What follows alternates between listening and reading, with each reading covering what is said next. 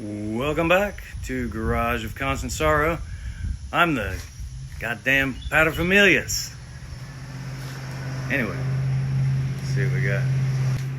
Back on the Nomega, excuse me. Alright, so we got new mounts, which I have, and brackets, which I've installed on this side. Finally got this one cut out. Let's see.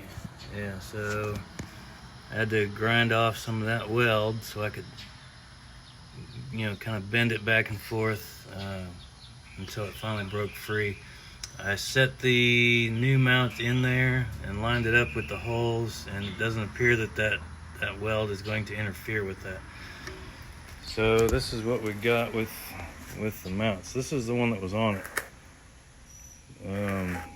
And basically, let's see if we can line these up about. The only difference I see in them is that this hole is closer to the block, which is what we need, but I don't know if it's going to be enough, because, as you can see where that one sits so far out this way, basically they had to raise the engine and weld those mounts where they did, just to get it to sit in there. So I'm hoping everything lines up. I'll try and show you as I go along. I gotta take that other bracket off still, put the mount on, and the mounts are weird because you gotta install the hang on, let me show you. So basically this sits on top of the cross member. Let me get you farther away. And the bolts, oddly enough, go up through the bottom, and then the nuts and lock washers go on the top. So it's quite a pain in the butt, and it's very difficult to see what I'm doing. So I'll try and show you from time to time, and keep you apprised of the situation. All right, I'll be back. Hey guys, look, I forgot to mention the issue I had with these brackets. The whole reason I'm unsure if they're even going to work, because everywhere I look up for a 76 Omega or Nova or any of them, I'm having a difficult time finding the brackets, the engine brackets for the motor mounts. So I had to get into the forums, and I found several people that said what was it, 71 to 82, I think, roughly around there, F-body, which was a Camaro Firebird, they said that those would work. So I looked those up and found a couple different part numbers, of course. So I don't know which one of those is right, or if there's even a difference between the two part numbers. They look the same online, pictures. Doesn't help me at all. So I found a set on Amazon, because I didn't want to buy them off of somewhere like Summit or Jegs and have to pay return shipping or a restocking fee or anything like that if it wasn't correct. So, mounting these on, try them out, see if they work. I'll get back to you. Okay, here we are back again, another day. And I think I got it figured out. All right, so let me show you what we got. All right, so what we did was, I went ahead and lowered this side of the engine down to where the bracket met the motor mount, put the bolt through, and then cranked on this to where this lowered down on this side, and it looks like everything's going to line up. So the problem is that this mount, here, let me show you what we're dealing with here.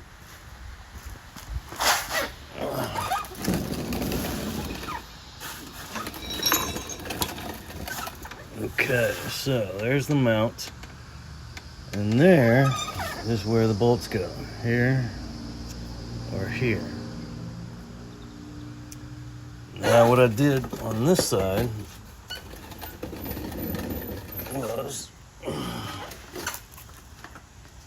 I took this, put the bolt in it, and fed it up through the hole in the subframe, and that worked pretty good on this side. But the other side has a lot tighter clearances, and it won't go. So I need more angle, and I can't get it because then this bumps into something on the suspension. So what we're gonna do is this. Yeah, check it out. Right. Okay, so we feed this up through, grab the wire, pull it through, and hold it. And hopefully I can get a wrench on it to hold it after I get a nut on there. So that's where we're at with that. And then once we get that mount bolted in, secured, we're going to lower this side down first and get the through bolt through it, and then lower this side down into that mount. That's the plan. And in case you didn't notice, we're having a bad hair day. Ignore the hair. Alright, I'll be back. My hair. Anyway, alright, so worked like a charm. Flip you around here. Got our bolts in. We're about to crank on this, in case nobody knows. That's a load leveler. For you youngsters. Alright, let's see. Which way do I want to go here? This way. No, this way. Yeah, I may have to actually lower. No, not there yet. Let's see. Yeah, it's starting to get off center. I might have to move it. I don't know why, but it's shifting this way a little bit. So what we're going to have to do is get underneath there and move that tail. I disconnected the transmission mount so I can move it side to side if I needed to. So let me get on this so I don't bore you guys too much, and I'll get back to you. Say, Cousin Walsh, I suppose it'd be the acme of foolishness to inquire if you had a hairnet. Anyway, let's see what we got here. We're pretty close. So flip the screen. Flip. Alright, so this is how close we are. And I can't get it to move any further. I mean, this is insane. I've tried twisting and contorting this thing every which way. So, since it is that close, I'm going to, or I did, ground down the tip of this bolt, see if I can hammer it in there just a little bit, enough for the threads to catch, and see if I can't just screw it in and force it. I'll let you know how it goes. Well, there you go. Throwing in the towel. For now, anyway. So I finally got it to where I can at least get that bolt started. Where is it? Yeah, right down there. But unfortunately, it was still off, so it ran into the bracket on the backside. So I decided to give up. I'm just gonna leave it there for now. I'm gonna come back to it later. I got the plugs out and ran compression check. And here's what we got. Right here. Not too bad. I was a little worried because the plugs are quite fouled. They all have carbon on them, and some had a little oil, as a matter of fact.